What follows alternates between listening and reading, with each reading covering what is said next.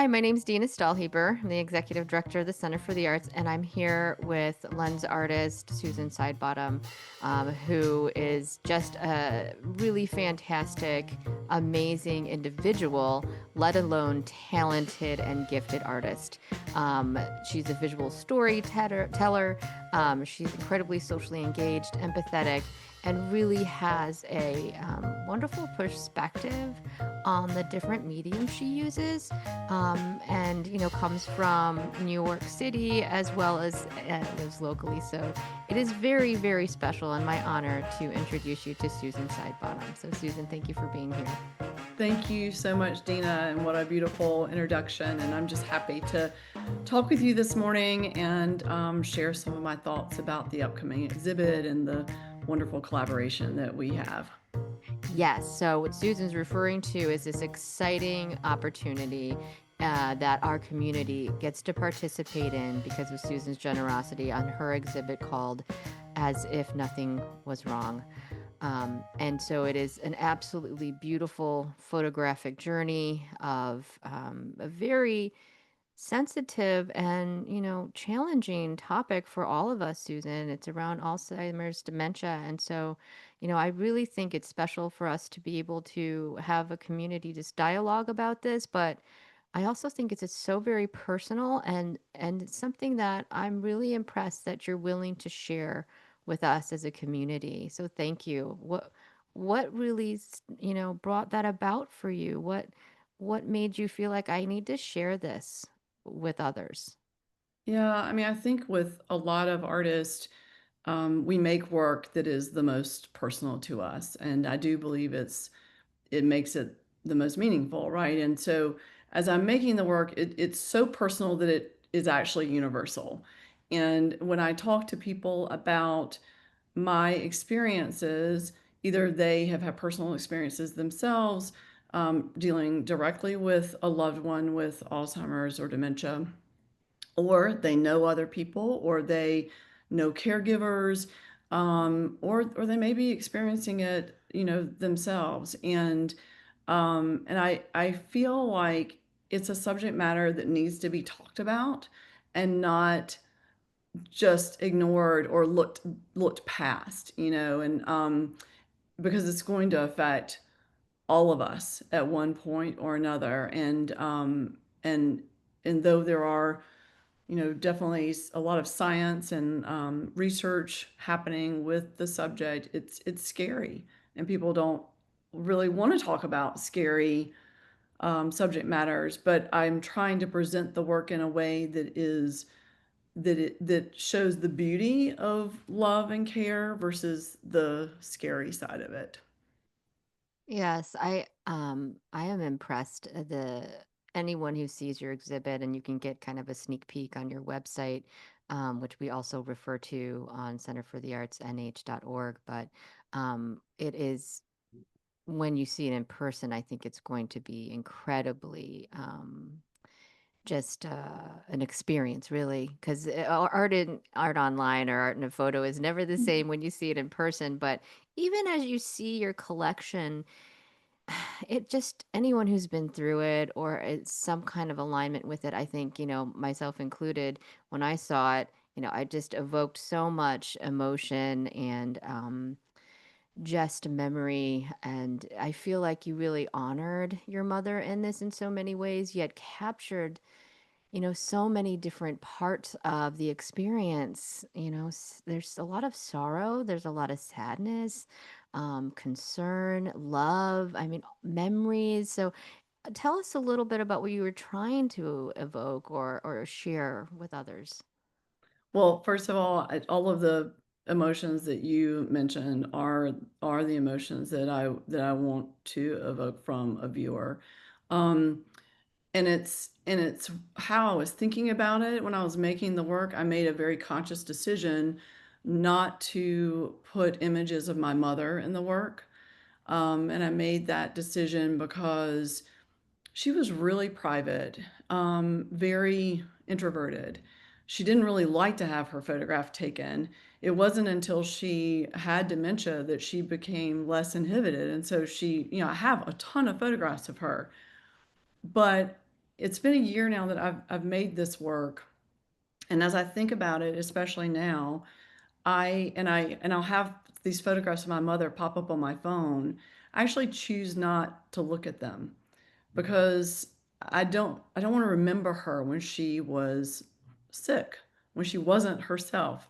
And so I was making these images of her objects and her intimate spaces, and I was thinking about them in the same way that I would think about taking a portrait of her.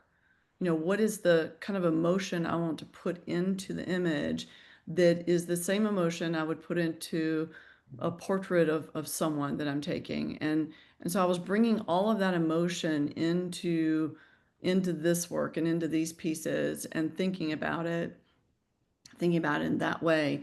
And so I'm I tried some different things. I'm mostly a portrait photographer.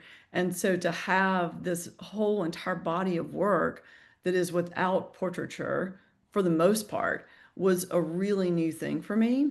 And so that was the way that I thought about it as I was making the work. Wow. That's just so beautiful. I mean, your approach is honoring of your mother, your thoughts, and every part of it was really just capturing, who she is, right? Mhm. Not this snapshot of, this condition. It's so much more. And I think that's so good, like in my mind of, a frame or perspective that, I could have had with my grandparents going through that of, what, this is just a moment of their life. It doesn't define who they are. And I think that is really special. I really appreciate that thought, that way of thinking. Thank you for that. Yeah, I was just trying to capture her living and not her dying because I didn't want to remember the dying. I wanted to remember the living. I wanted to remember the stories that she would tell me around the objects that I was photographing. I wanted to remember those moments of her in certain spaces. I mean, I have an image of a Bible that I remember as a little kid, her reading it, and I remember asking my father for it. I was like, "Papa, where is that?" It was a huge white Bible, and I remember it as like a 8 or 9 year old child. And then when he showed it to me, it's actually relatively small, but it was to me, it was this massive item in her life, but it was. I mean, she was very faith filled, and so it was a big item in her life, and I saw it as something bigger than it physically is. Um, and so I think about those memories, and those are the memories that I want to hold with me, and that I want to that I want to carry it with me, and I think about it as rewriting my own memories. And helping others as they think about their loved ones. How do they remember a different way?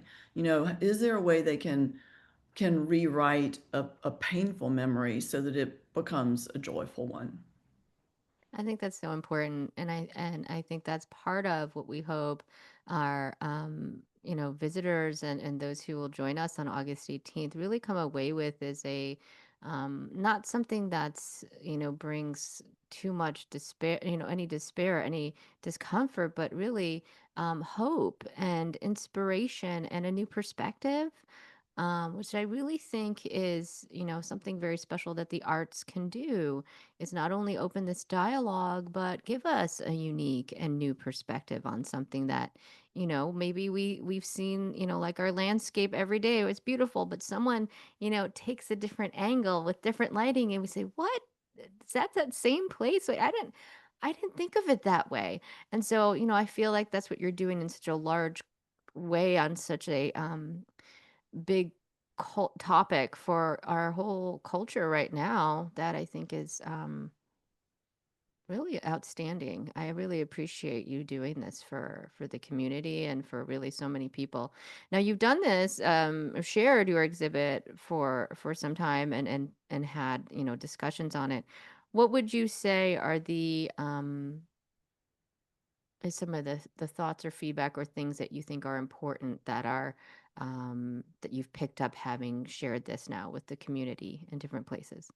Sure. I think one of the aspects of the exhibition that, you know, a person may not realize, and certainly I thought about as I was making it, is I was bringing science into it. I was doing a lot of research around the disease, and certainly when my mother was sick, I didn't have the bandwidth to fully understand it because the emotions are so much more powerful than the intellect at that point, right?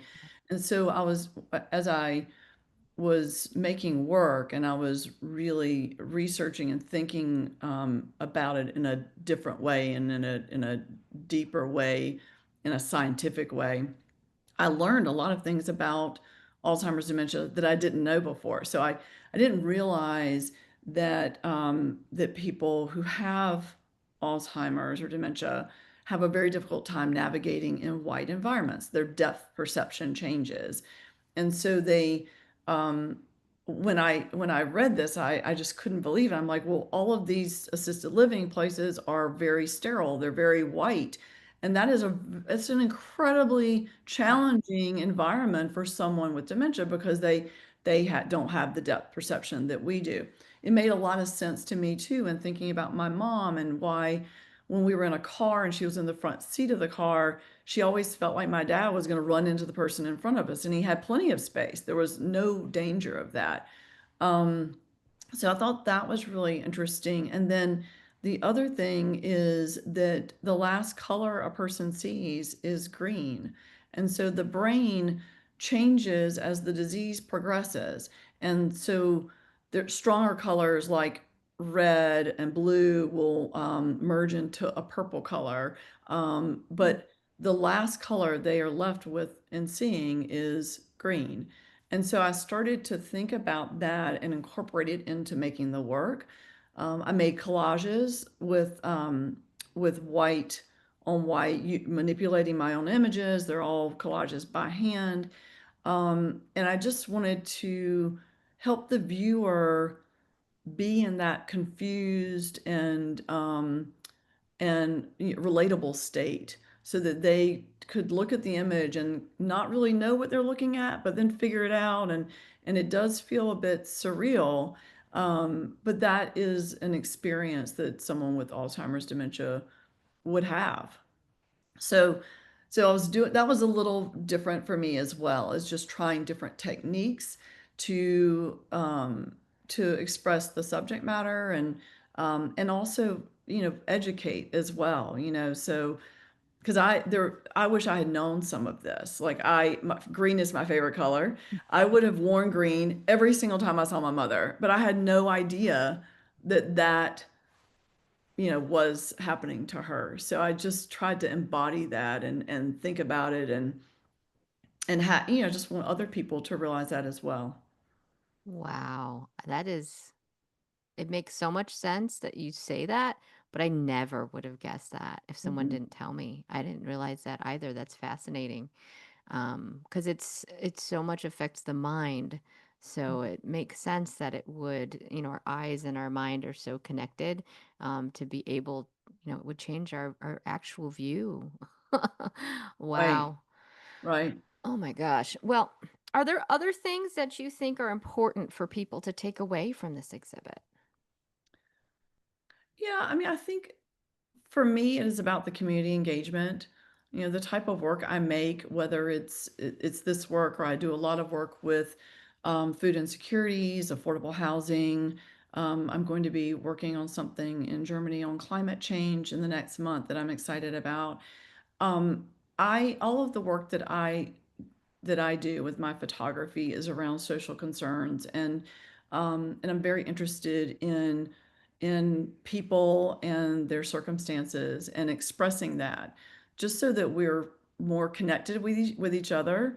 And it's one of the reasons I'm so excited about the 18th and the panel that we have and that you've put together for this exciting evening and the opportunity to speak with people about the subject matter and the openness and just the space for others to come together to have the conversation. And then I hope that it continues to trickle out of that evening, right? And that there's a realization that we can have these conversations.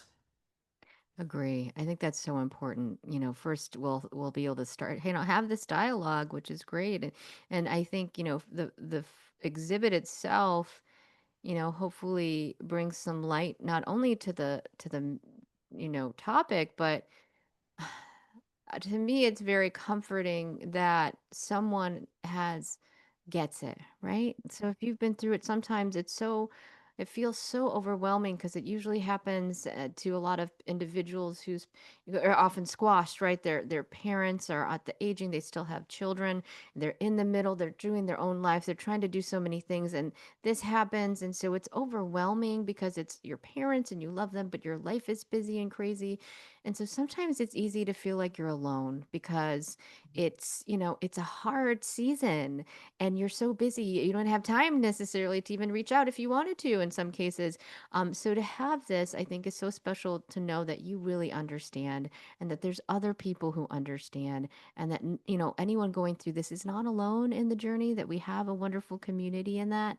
And then the hope of this panel is, to bring some wisdom to it, and hopefully some inspiration. Dr. Dokart will be there to tell us the latest research from Dartmouth Hitchcock about Alzheimer's dementia, as well as Meredith Collades, who is from NAMI, represents NAMI from New Hampshire, so a mental health aspect, as well as Julie McNair Keon from Colby Sawyer, who'll be sharing with us about some tools and tips for grief because it's such an interesting condition where you're kind of grieving while the person's still alive, Mhm. which is just a crazy concept, I feel like. And I don't know if everyone sees it that way. And so, if we bring that perspective, it's like, oh, well, yes. And this is how you can care for yourself. This is how you can help yourself through this. And reach out to others or different tools because that's a lot emotionally for anyone as a human being to be able to take on. And so I'm excited to be able to have each of these individuals bring, some inspiring and helpful information to us as a community because I think there's so many people affected in some way, someone they know, a relative, a parent, a child, whomever in their life. To who so many are affected in this way, so I'm excited about this. I um, am too. I think that, collaborations and community engagement are the cornerstone of my work. So without this aspect of the evening, sure, it's great to look at the work, but if you don't have the opportunity to talk about it and talk about it with others, then I don't think it gets the full breadth of what it's meant to be. And so I just really appreciate the partnership with you and Center for the Arts and the panel that's going to be with us on the 18th, and um, just the opportunity. I love this community, and so it means a lot to me to have the work shown in this community and the just the gathering around it the way that it's going to be on the 18th. So thank you. No, it's so wonderful. And I think of it and we're a small region in New Hampshire. New Hampshire's a small state to be in a small region with small towns. Yet we have so much heart. There's so many wonderful people and so many gifted people like yourself. So I'm very honored and I feel it's so special to have an artist like yourself bring this very powerful work to our community, and it makes it even more special. We really have such a great community. um Now, one last question, slightly off topic, but it's probably more on the beginning of where all this stemmed from because, you know, this is such a wonderful gift that you've given to us. It's a wonderful talent that you've been honing and crafting. You have so much experience. You've done so many things. And as an artist, so where did all of that stem from? Wow, that's a big last question. I think for me, I've always had photography as a hobby. So since I was 12, probably. I mean, my first camera was, a Polaroid when I was 7 or something, 6 or 7. Um, I really took it seriously as a hobby when I was around 12. And then I started my own business when I was living in Charlotte. Like I over the years, a lot of people had said, "Oh, you should be doing this as a profession." And I had children. I mean, I raised 4 children. So in Charlotte, I had someone approach me about taking some photographs, and I just said yes. And it was very organic, how my business took off because the person started telling people, and it just was really organic. So I had a family portrait studio in North Carolina for a number of years. And as it progressed, and as I had more children and they were becoming more difficult to raise, then I had less time for my business. And so I was trying to figure out, how do I bring in my community work that I was doing. I was serving on some boards and I was volunteering a lot, and I had my business. And so I started thinking, I'm going to try to bring these together. And so I started doing work um, around affordable housing and working poverty. So my first exhibition was actually called Homeless and Working Among Us, and I followed these 6 families who were homeless to affordable housing over about an 8-month span, and I photographed them on their journey. And that was really my first exhibition, and kind of my first kind of look at of how do I research it? How do I approach it? How do I think about it? How do I want to show the work? And so I did that. And then over the years, and as my children, became older, I was in and out of the photography world and not able to truly focus on it. And then I started doing work in Iowa during COVID on food insecurity. And so I went to Iowa and spent probably 2 years there, going back and forth from New Jersey. I was living in New Jersey at the time, and worked with organizations in Iowa, really focused on the fact that Iowa is known for feeding the world, and yet it actually has some of the most food insecure counties in the United States. And so I look for these opportunities, um, where it's a different kind of way of thinking about it, or different perspective, or it is, I went down to Florida to photograph affordable housing. I'd been thinking about that since the housing crisis in 2008, 2009, um and I just couldn't figure out how to do it exactly. And then I went to this area that I felt like spoke to the type of work I wanted to do, and I um, applied for a grant and had work to do, to do that work over a couple of years. So I now, of course, don't do any family portraiture. I didn't do that after I left North Carolina. Just didn't have time in that. But I think that it very much um, has given me a real grounding in how I approach my work. It's again, a very people focused type of practice.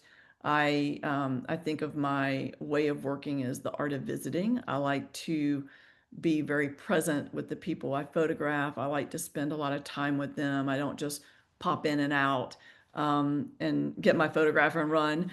I think that getting to know people to fully express them in a photograph is really important. And then I went to get my master's of fine arts at the School of the Art Institute and in Chicago, and that has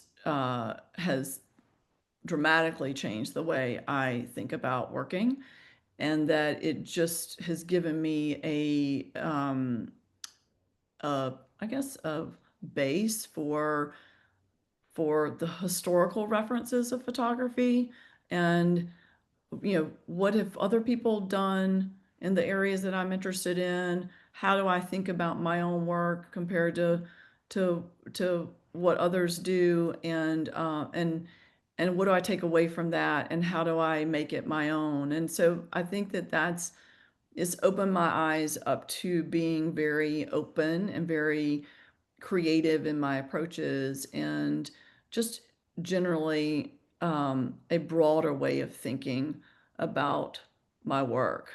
Um, so that was a lot, but I think that also it's it's helpful to think about where it started to where it is now, because the arc is pretty long. and and I think that it just builds on each other, you know. So I'm happy to be in the place that I am, and I feel very fortunate. And I feel that I'm in a place um, where I have this responsibility to give back in a way that I can, and I like to spend my time doing it that way. So, It's beautiful. Thank you for sharing that. I take a few things away from that that I think are really fantastic. I'm just reminded of, the power of one. mm, What you've done, is create this whole conversation. You've shared it with communities, you're sharing it with our community, your perspective and your view on these things impacts a lot of people. I mean, I think that's just so amazing. One individual, it's your heart and what you've crafted over the years and what is important to you, makes a difference to many people. I think that's so special, and one of the, wonderful things that art can do. So the artist really has, such a, not just a skill set, but really a powerful voice, which I think is, so fantastic about the art world is, the story in so many cases, right? That's what matters as much as the art itself is the story behind it, and yours is so rich. And then the other thing I was thinking, a lot of people, or often people will say to me, "Oh, I'm not an artist," or I can't do art." And it's like, well, yes you can. Have you tried? Have you found, have you tried different things? Have you explored this? Have you, I think there's something to be said about that. I believe every person is able to do art and is a creative individual. It doesn't, just because you're not Pica- you know Picasso, and who says Picasso's work is art? I mean, and it is, but there's so much, there's so many kinds, right? There's so many different ways of doing it. You go to any museum and you'll see things, and people, we call those things art. It's wonderful, it's fascinating, but anyone can really do it at the end of the day. It takes time, it takes diligence, it takes practice, but it doesn't mean that someone can't do it. And I love your story because it took, the heart, it took the diligence, it took the time, the pursuit of it, and a passion, and you now have a beautiful collection of multiple different pieces that are just beautiful for the community. So it's not like one day you turn into an artist necessarily, but no. you cultivate it, right? No, that's absolutely true. And I think, just as you were talking about people who say they're not artists or they're not creative, and I think about the places where I get inspiration, right? I get inspiration from everything. So even though I am mostly a photographer, definitely a lens-based artist, I get so much inspiration from writing, from poetry, from painting, drawing, from just being in an environment and looking around at other people. What are they wearing? How are they behaving? It is it's really interesting. It's just a different way of seeing, actually. It's just kind of being open to really seeing where you are, being present in your environment is how I think about it, because there's inspiration all around. And anyone can be an artist for certain. And I also just think, I am one person, but truly I couldn't do the work that I do if I didn't have partnerships and collaborations, and that's what I enjoy most about the work that I do. And one of the things, and I'll share this because I sense that we're coming to an end. But the way this work is going to move forward is I have a partnership right now with the Duke UNC Alzheimer's Research Center, and I will be photographing other families who want to rewrite their memories and who want to think about how the people who have Alzheimer's but maybe in early stages, how do they want to be remembered? And so they're able to make a decision about that now of if I have a genetic marker for Alzheimer's and I think about what are the objects that are important to me, what are the places, who are the people who are important to me, and what kind of photo album do I want to create of those items versus thinking about me when I am in a demented state. I want to provide that for people, and so I am working with them to photograph families in that manner, and that's the kind of thing that really gets me excited about the work that I do, is that it can live much beyond here is one exhibition, right? But that one exhibition then gives someone an indication of the type of work that I do and how I think about it, and then can carry over and impact other lives. And that's what I really get excited about. It's what fills me up. That's so awesome. Thank you, Susan, so much for being here and for sharing so much about this beautiful artwork with us. Thank you, Dina.